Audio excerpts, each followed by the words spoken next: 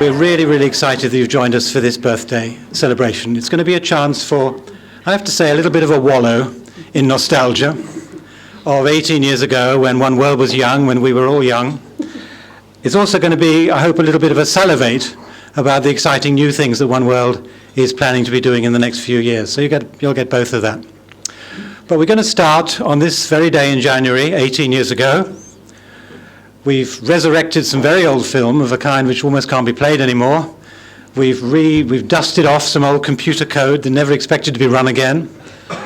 And we've remembered some of the hopes and aspirations we had 18 years ago for this wonderful new medium that we've all been working in. Then when we've looked back, we then skip over the years and try and give some flavour of OneWorld's journey over the years as we move from then to now.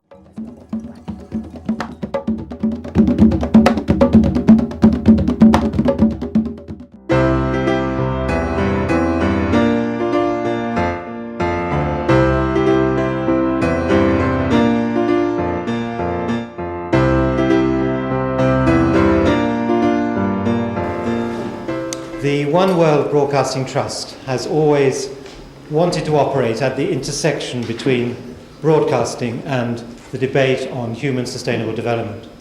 And for us, the sharpest point of that intersection at the moment is the internet and everything it represents. So that when Anuradha and I were appointed the new directors of the Trust at the beginning of last month, we saw the opportunity to begin to create something like OneWorld Online as a crucial next step.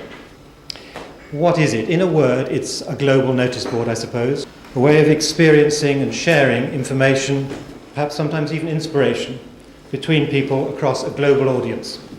The main thing I think that's different about this kind of broadcasting or journalism or publishing or whatever you want to think of it as is that it's in hypertext. And it just means that it's a way of helping to solve a problem that development journalists and broadcasters always have, which is, do you talk about the tip of the iceberg? Do you tell the hard fact, the event that's happening now? Or do you go further down the iceberg to tell a bit more background? This helps because you can do things on all the different levels. And I hope that with everybody's help, that we will be able to build up a system that is in layers like this. Those of you who know how these browsers work, know that you scroll up and down to find what you want, and wherever you see something that's underlined, you can click on it and it will take you in hypertext jumps to something else. And if you want to get the latest UNICEF, you have it there. And at the bottom of each piece you can click to see information about the organisation. So in terms of the organisation, it's not only a way of getting the material out to a worldwide audience, but also letting that audience know something about them.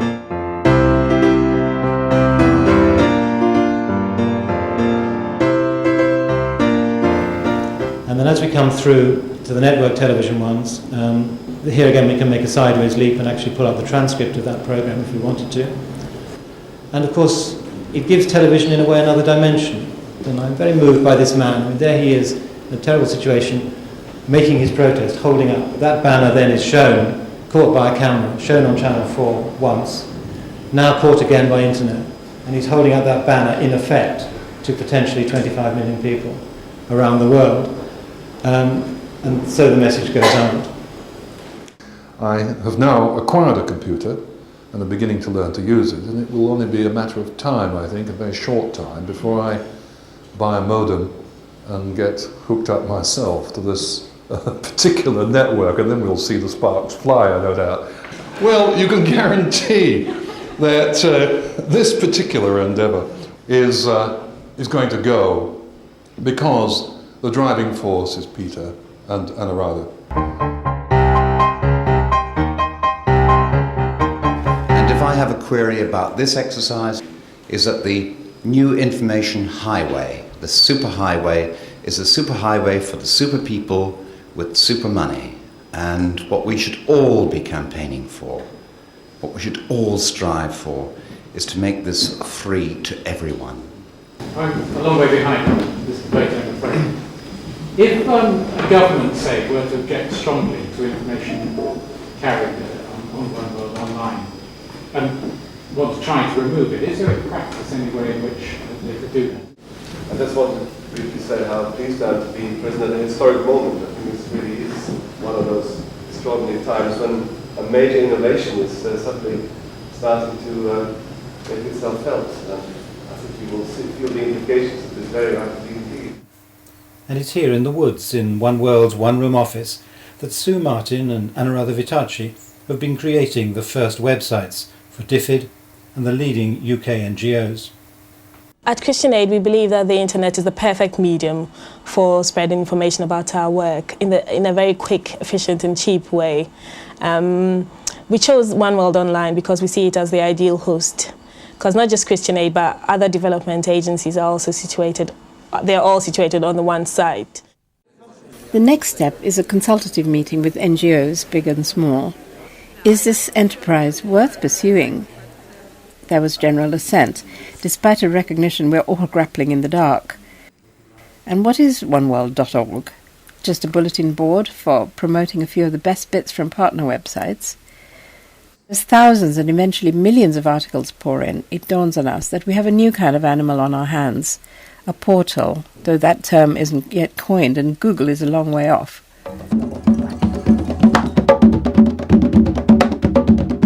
And when we channel all this material into manageable segments, we find ourselves creating the world's first news service in the field of global justice, its first guides and events pages, its first jobs and volunteering service, and children's, youth, education and campaign sections. A whole lot of pioneering editorial is blossoming from the little cottage.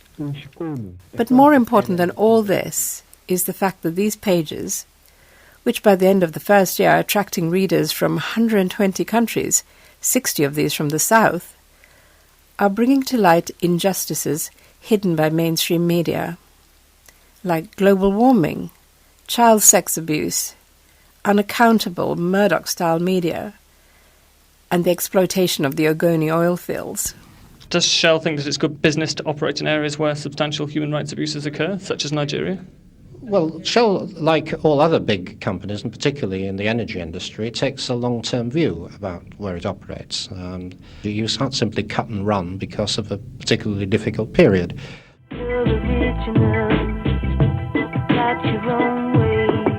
As the internet continues to grow and to mature at an extraordinary rate, we believe it will increasingly offer the most exciting medium ever to be put in the hands of those struggling for a fairer and more just world.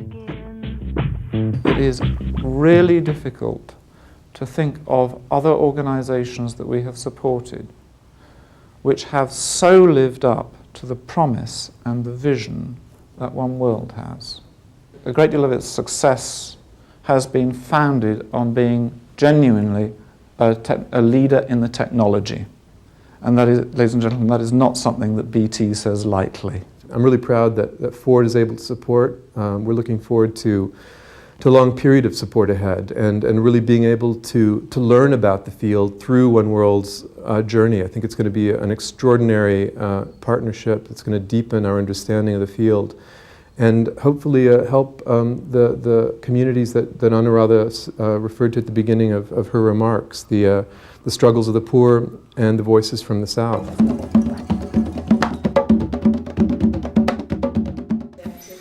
As OneWorld Online grows at startling speed, we decide to devolve its power into an international network.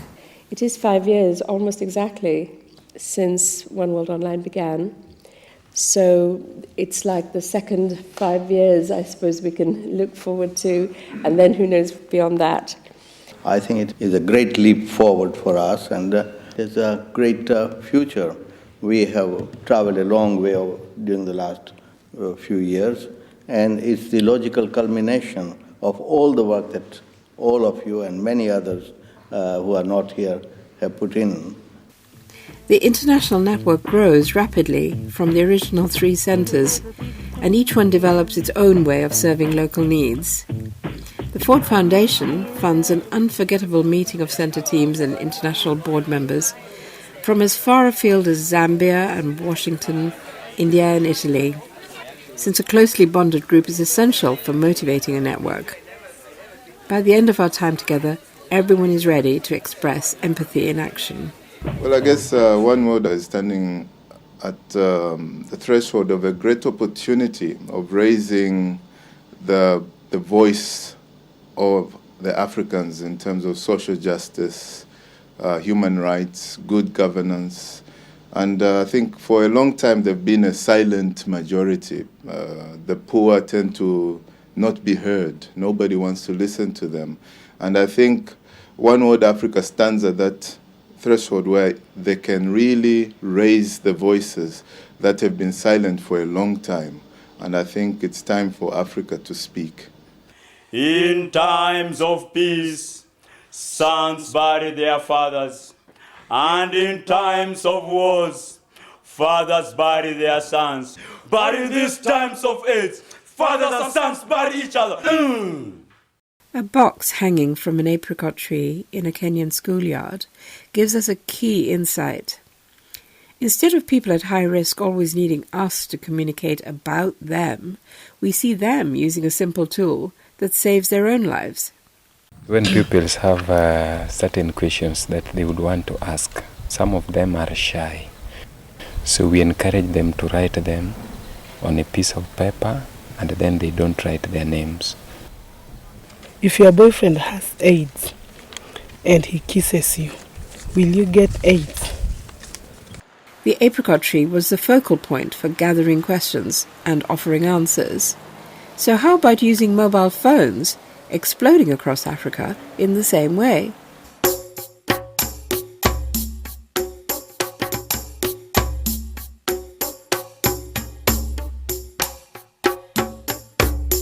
What we found in Nigeria at the time when we went in 2006 was that there was such a lack of information, lack of services addressing young people's reproductive health needs. Working with Butterfly Wax, we developed the My Question service. The very first day we launched the service, within 24 hours, we had 864 questions. By the end of the first month, we were hitting 6,000 questions, and we had to stop because the success was so unplanned for. And subsequently, we geared up, and with Eva, we now address over 10,000 questions on the average every month. At the moment, the service has been running in Senegal since 2010. Since 2011, it's been running in Morocco. And earlier this year, we started a scoping study in Egypt. And in the next month, we're also starting the project in Mali. So as we go to different places, it assumes a life of its own.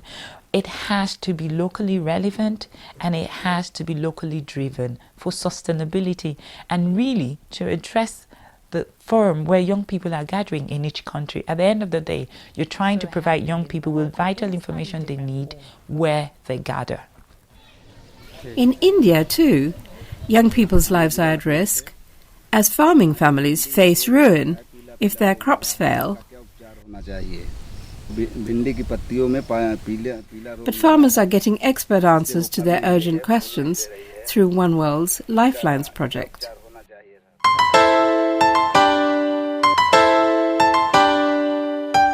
For the 15,000 people planning to attend the United Nations Climate Conference in December 2007, there seemed to be only one way to get there.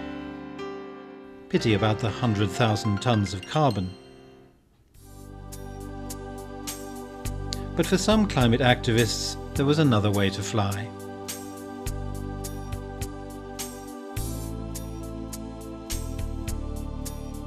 They travelled carbon-free in the virtual world of Second Life to One Climate Island and the virtual Bali conference. Behind each avatar arriving on One Climate Island is a real person sitting at their computer in a different part of the world.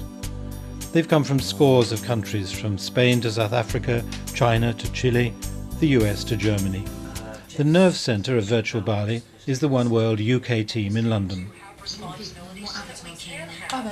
They're linking One Climate Island to the events in Bali as they unfold, with video feeds from OneWorld's multimedia reporters Jeff Allen and Daniel Nelson. We off? Okay, stand by. Okay, Jeff, and cueing Danny now. Greetings from the UN conference on climate change in Bali, Indonesia. And I'm Daniel Nelson of OneWorld UK and One Climate. And everyone interacting virtually gets the chance to put questions to the top UN officials and NGO leaders they couldn't have got access to if they'd spent carbon and cash travelling in person to these conferences. I made the point earlier on that the United States is behaving rather like passengers in first class in a jumbo jet who are believing, quite wrongly, that an emergency or catastrophe in economy class won't affect them. It's not a technical challenge, it's a political one. We have the technologies already, we have some of the institutions, we now need some political will and some money to make it happen. Well, the secret of our success is this eco-trolley. Wheel it out in the morning before anyone comes in, plug it in, and no one quite realises that this actually means that we can go live to the world. Here in Poznan, Poland, and another day begins at COP14. Welcome to the One Climate channel, broadcasting live from the Bella Centre here in Copenhagen. Climate change negotiations in the Chinese city of Tianjin. Live coverage of the Bolivia Climate Conference occurring We're to the final days at the UN climate talks here in Durban, South Africa.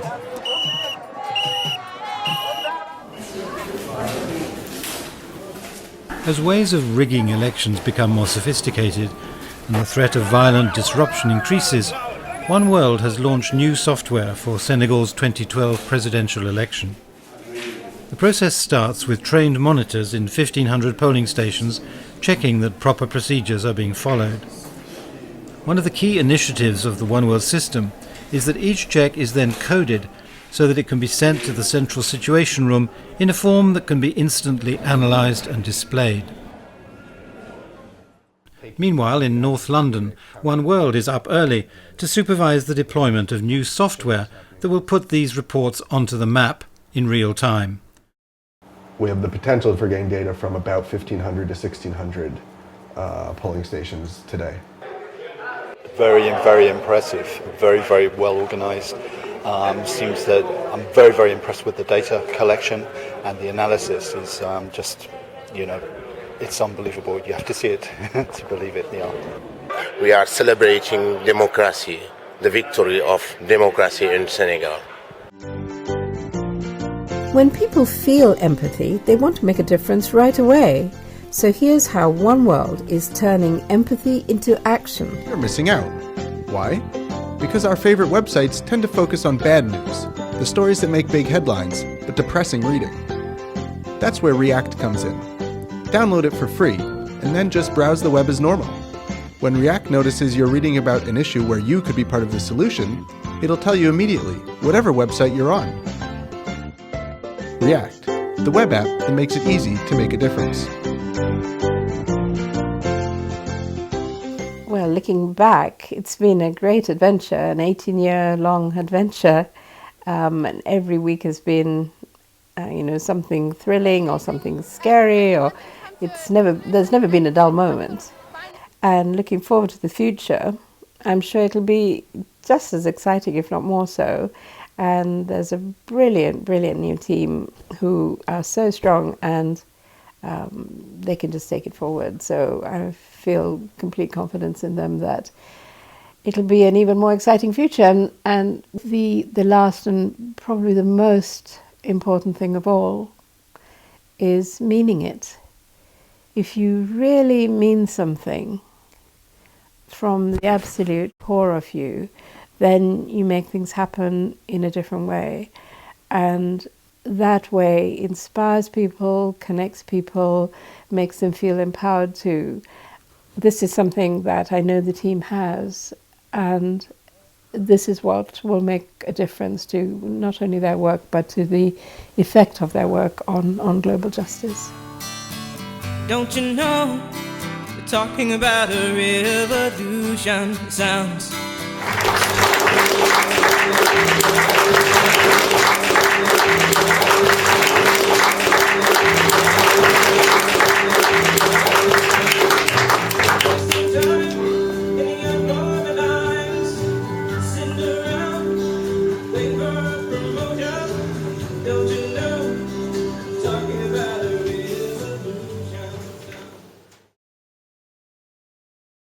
We've had lots and lots of wonderful emails and videos, and here are just a few. Hello everyone at OneWorld. We're here at the Sundance Film Festival premiering our new film Pandora's Promise, all about nuclear power.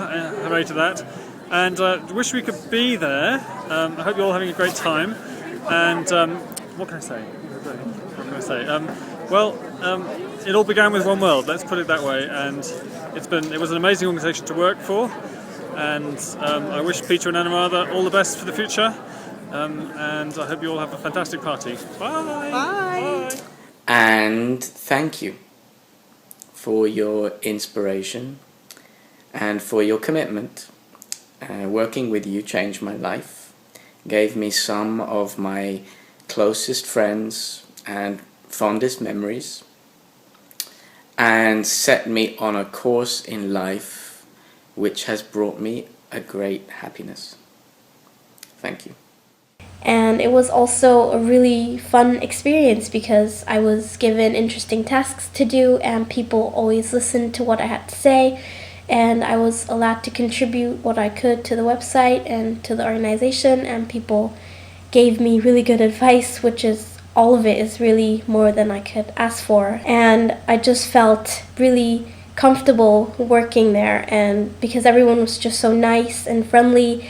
And even though I was the youngest person there, I just felt really comfortable and equal to everyone. And I would just like to say congratulations to OneWorld on their 18th anniversary, and just thank you. You have achieved an enormous amount given your modest years, and the reason for that must surely lie above all with the extraordinarily inspiring and generous leadership you've had from Anuradha and Peter. Civil society has faced extraordinary challenges over these 2 decades, but at the same time we've been equipped with some incredibly powerful tools in the form of the web and digital and social media. Anuradha and Peter's leadership and inspiration and their support for people way beyond their own institution and projects has been extraordinarily influential. My own feeling is that OneWorld could not have been raised by more caring parents and could not be in a better position to enter adulthood on its own. Congratulations on everything and good luck for the future. Good morning from Cambodia, OneWorld. You're turning 18 this week. I'm really sorry I can't be there as part of the celebrations, but know that I'm thinking about you from here in Cambodia. I feel a little bit like the absent uncle who you probably hear a lot of cool stories about but don't get to see in person that often. But I've really enjoyed watching you grow and change and evolve, and actually growing, evolving, and changing with you over these past 10 years or so that we've been together. I know this is a critical time for you in your life. You're 18 now, you're growing up, you're moving on from your parents, and I'm really looking forward to growing and changing and evolving with you over the coming years. Just remember, with every ending, there comes 100 new beginnings, so this is a really exciting time for all of us. Happy birthday, OneWorld. Hi, Carmen Padonou, OneWorld Sénégal. Happy birthday! Très fort. Hi, Lamine Khan, OneWorld Sénégal. Bés bu dellu si moo neex. Hi, Kevin from Senegal. Joyeux anniversaire à OneWorld. Hi everyone from Washington, D.C. Congratulations, Anuradha and Peter. I've been inspired by your creativity and your innovation for 15 years. Your spirit of collaboration and your modesty have set the compass points for OneWorld as it's evolved from project to project and with each emerging technology. Together, we have empowered people to report their own news. We've demonstrated that a news service can talk up to its audiences, surprise them with how much they can know and what others like them are doing, to speak out and to challenge governments and corporations. Together, we have all set high expectations for media to support the struggles of the poor to improve their lives, and that vision will sustain OneWorld in the future. Wish I could be there. Every time when I'm here in the Netherlands, in Amsterdam, when I talk to people and I'm talking about OneWorld, people look at me and say, oh, OneWorld, wow, yeah, that's a nice network. So it's well known, it has a very good reputation, and thanks to you all, and keep up the good work. Happy birthday.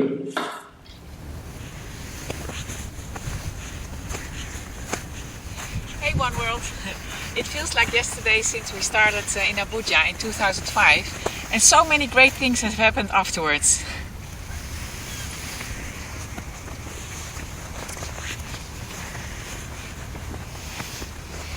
Hi Peter, Anuradha and the whole team. Congratulations with this big step. We're very confident that the new team will do it just as good as the founders did.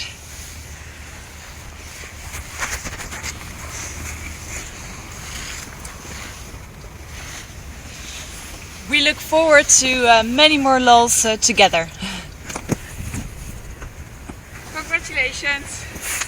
Have a great party. Have a great party. Goodbye. Enjoy. Bye bye.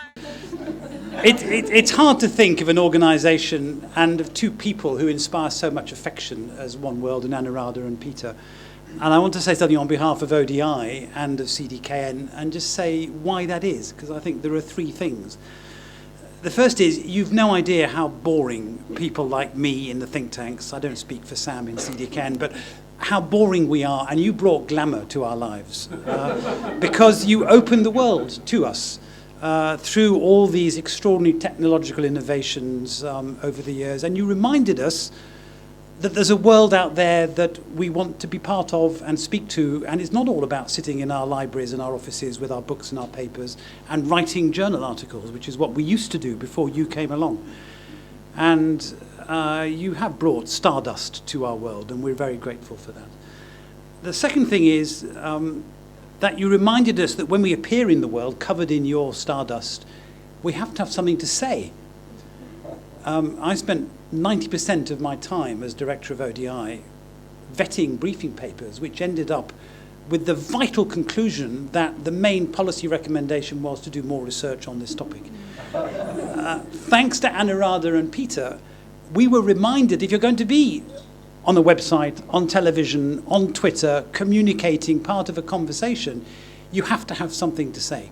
We need to say it in 140 characters or in 5 sentences, and it needs to be sharp and relevant and useful, and you taught us that. And that's the second thing that we take away, I think, from your work. The third thing we take away is that none of that matters. The technology doesn't matter, the stardust doesn't matter, the communication doesn't matter unless there are values underpinning it. And the thing that I've always been so impressed by both of you and by the organisations you founded, is that you are absolutely committed to social justice, to equality, to participation, whether it was in poverty reduction or as we saw in rights or in HIV/AIDS or in democratisation or now in climate change in the work that Sam and I are doing and where we've benefited so much from the work that you've done. It's about carrying those values. As Tennyson said, poetry is emotion recollected in tranquility. I think that we are absolutely driven by that idea in the work we do, and it's something we've learned from you. You've reflected in your organisation. So although this is a celebration of OneWorld and its work, I think that Anuradha and Peter, you deserve our special thanks for showing us, for modelling in the real world what kind of people we could be, and I'm extraordinarily grateful for that personally and on behalf of the organisations. And I know it's going to get even better in the future because the technology is changing with all the opportunities and risks. And we want to express, I think I speak for all of us, our support and our solidarity and our hope that you will succeed even more than you already have. Well done. Thank you very much. Well, I'm so pleased to be here. And I'm just so amazed that you've been holding the message for so many years, and I think it's 18 years, but I'm sure you're not going to just give up and bow out. I think you're clearly going to stay involved with all this kind of wonderful work, because it's your spirits that make this happen, together with the technology. You've been building a sort of global spider's web in a sense, But now, without you, the kind of connectedness of the world that is happening, one world is a wonderful idea. Of course, it's still a divided world today because we have a world of poverty and of wealth and so on. But nevertheless, without you, it would be even more divided than it currently still is. So I think the wonderful way in which you've brought together so many people and how you've influenced the lives of millions of people across the planet. I think it's a unique and absolutely magnificent achievement. So I'm really delighted to be here today and to have been involved a little bit in your work. Not very much, I have to say, but just a little bit. So thank you for asking me to speak. And I'm really pleased to join you this evening. Thank you.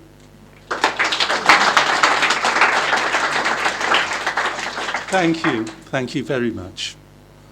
And now, just one last comment. With a novel suggestion, I think, for all of us here present, I'm going to turn to one of our own team, Adam. As you're probably able to imagine, since Anuradha's face looking very concerned, novel suggestion. Since Anuradha and Peter announced to us that they're going to be stepping back, we've been bashing our heads together trying to think of some suitable presents to give them. And in particular, we wanted to choose one present to hand over this evening. Now, this probably goes without saying, but there's a fairly fundamental problem here, which is that there isn't a present that we could give you, either of you, that would reflect the 18 years of work and joy that you've both put into OneWorld. And similarly, I know I can say that there's not a present that will kind of capture the gratitude of our team. But more kind of beyond those headline issues, there's some more specific challenges we faced. So we started brainstorming. Anuradha's a journalist, Peter, a documentary filmmaker. We decided immediately we want our present to tell a good story. Obviously, it's got to be ethical. Tiny environmental footprint. That's another one of our big points. We wanted it to be humble, meaningful, and personal. And we also wanted it to be fun and creative, as everybody here will know that you both are. And in a similar vein, we thought it should be out of the ordinary. And perhaps more important than all of those, we wanted it to recognise that you've created OneWorld as a family that extends a long way beyond the walls of our office to people here this evening, and also to many more people around the world, as we've just seen on those video clips. So we thought ideally it would be a present that could be from all of OneWorld. So no pressure. One more thing, sorry I've forgotten, this was an important one as well. It absolutely could not be a present that was going to get put on your mantelpiece on the basis that it is very, very challenging to look good next to a BAFTA Lifetime Achievement Platinum Award. Hopefully you'll feel that we've found something sufficiently unusual and creative and imaginative. It's definitely ethical because we made it ourselves in our living rooms, and I think can safely say that also checks off the humble requirement too. And it's also definitely going to be from everybody in this room because we're going to crowdsource the content. See a few nervous shifting faces. I'm looking forward to giving this, having built it up so much. I'd like to invite everybody here this evening to join me giving Anuradha and Peter this book. Now, this is a beautiful old dictionary that has been tailored slightly for its renewed purpose in life, which is going to be with a guest book, as a guest book with a difference, okay? And I'm going to invite everybody here this evening to write a short message to Anuradha and Peter on one of the cards that I'm hoping my colleague Gopal has with him. We'll be handing these out, and we'd like you to write just a short message and to select a word, any word from the dictionary that you think will give Anuradha and Peter cause to smile, stop, think, whatever you like. It doesn't have to be profound or philosophical. It could reflect your experience of working with OneWorld, or your experience of your friendship with them, or any other word you choose in the world that you would like to pass on. I hope that you enjoy the opportunity to show a little bit of creativity, and that Anuradha and Peter also enjoy the opportunity to look through your contributions and read them, and it will bring them a small smile or two.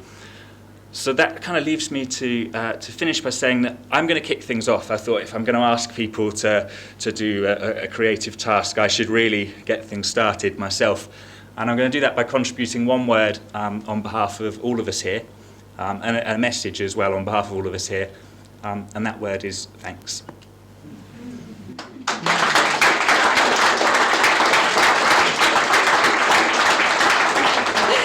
So, thank you so much. What an amazing thought and wonderful present.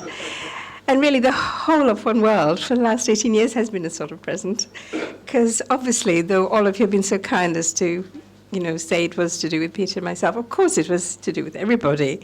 It wouldn't have meant anything to us if it wasn't. It was really everybody who's worked with OneWorld, at OneWorld, for OneWorld, with OneWorld, in with, by, from OneWorld for the last 18 years. And it's the combined dedication, combined creativity that has meant that OneWorld's been able to turn empathy into action in all these different parts of the world. So thank you to everybody, really. And the other thing that in all these wonderful emails and videos we've had from people around the world, and all of you being here, is people keep saying, so what are you going to do next? Well, the answer is, I have no idea, and neither has Peter, because we're basically not going to run off and join some other organization. How could we after OneWorld? And we're just OneWorlders through and through, really. This is our dream job. This is the thing that everything else we'd done before was a preparation for, where we really know that this was it. And so we're just going to have a break now. First of all, a bit of rest and renewal after 18 years. And then we're going to see how we can support OneWorld as best we can. All the OneWorld UK team, OneWorld US team. Peter's going to stay on the board of OneWorld UK as in an advisory capacity. All the hard work has to be done by the rest of the board and the team. And I'll stay on the OneWorld US board, so we'll stay in touch. And if you need something, just call. And so I suppose the way of thinking of it, as Joe Smith said, was to think of us as grandparents now to OneWorld rather than as the parents, because all of you will be doing the real work now. And I wanted to end by my favorite quote about leadership, since you all talked a lot about leadership and inspiration. And it goes like this. It comes from The Little Prince, I think, Antoine de Saint-Exupéry. If you want to build a ship, don't herd people together to collect wood or assign them tasks and work, but rather teach them to long for the endless immensity of the sea. And this is something that actually one of the team members, Adam, gave to me. And so I know that they already understand this. And so whatever leadership we've been able to offer, and I'm glad if it has done some good, and I know we've been through some difficult times too. I don't want to make it all sweetness and light, because it never is that easy. But if we have done something useful, I know that the team will be able to go on and do even better in times to come. And so I'd like to now pass back to Mike and the team. Thank you. Oh my goodness. So this is a thank you. This is a thank you from all the team for all the lovely work that you've done, and we're very proud of you, and great thanks to you. Thank you. Sorry, thanks to you. But oh, it's fine. Thank you. Oh, my butterfly wax. Oh, wow. So we'll get a kiss from them. Goodness me. Yeah, you get to have some. He's already got some of his own. Okay, well, thank you. Thank you, Anuradha. Thanks very much. And thanks to both of you for everything. But of course, now Peter and Anuradha are moving to a different role. As Anuradha's just been saying, they're going to continue to share their imagination and advice. And especially, now that they have a bit more time to reflect on things, we are expecting amazing things over the next few months. They don't get away quite that easily, as OneWorld itself continues. And you have heard a few of our key themes tonight. You can count on us to follow the mission, pioneering internet and mobile phone applications which help the world's poorest people to improve their opportunities, and helping everyone to understand global problems and to do something about them. All of our team are passionate about that, and that's why we are all here. More specifically, just thinking about moving forward, you saw what Hillary Clinton said about our election software. What we actually have there is a very powerful system which collects information from people just using basic mobile phones, collates it, analyzes it, and displays it. So as well as supporting elections in other countries, Sierra Leone, one of the poorest countries in the world, was the latest. And we're just looking into Guinea-Bissau. We're also looking at applying it to other uses, like recording the weights of babies as they grow, keeping records of drug stocks across a region or a country, numbers of other examples. The possibilities of what you can do with this, whatever the country, are endless. Now, as Jeff and Kevin, who were on the videos and who pioneered this, are today in Cambodia and Senegal respectively, the best people here present to talk to are Adam, who you've seen, and Gopal, who is around here somewhere, there he is, who've had absolutely key roles in making it happen. And of course, we're continuing our work on sexual and reproductive health. We've now answered more than 750,000 messages over text messaging to the youth of Africa. You saw Samad broadcasting his radio show, taboo-breaking radio show in Morocco, pulling in 1 million listeners each week, and it's just gone daily and international. And with Oxfam Novib's support, we've just been looking into extending the work to Cambodia, using Facebook, Twitter, games, edutainment, and a radical idea, even using mobile phones to talk to people. And in Mali, we're looking at how to adapt the question and answer service that we're just building to meet the needs of displaced people. Uju, who's hiding behind that pillar over there, is the